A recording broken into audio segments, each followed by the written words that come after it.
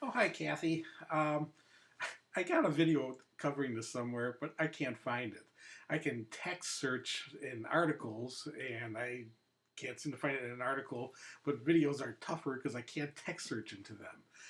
It's kind of natural for people to forget pain. If it wasn't, we'd have one kid in every family. You listen to women when they're delivering their first child, they're never going through this again.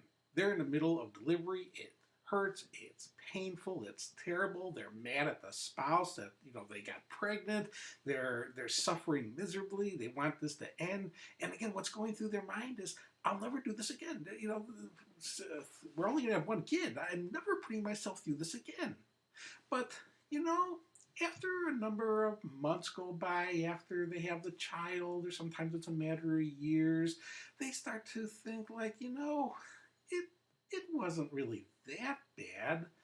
Maybe we should have another child. And when they're delivering that second child, it very well is going to happen again. I'm never doing this again. That's it. This is terrible. When you're in the middle of, delivery and, it's painful, you're just never going to put yourself through it again. That's no guarantee that you're not going to have a third child or more after that. It's human nature that we can forget that kind of suffering.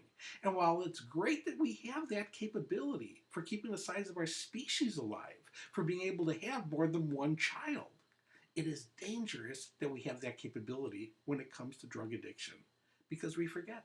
We forget how hard it was to quit. We forget what it really felt like to smoke, how bad it was to smoke, and that's why it seems so natural to, what your question was, why am I fantasizing about this? Why can't I remember what it was like? It's because it's kind of built into our DNA to forget that kind of suffering. We have to override it.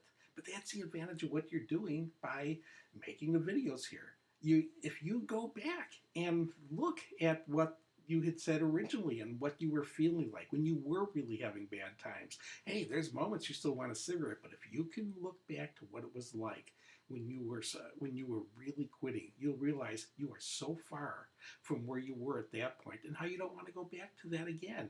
And also what you're saying here about how much you hated when you went back all those times. It's just remembering it. It's remembering your own words, your own feelings, your own reality. If you can remember what it was like, you're going to realize you do not want to be a smoker again. You don't want to go through quitting again. The only thing that you need to do to not have to face either of those circumstances is, again, now continue to stick to your personal commitment to never take another puff.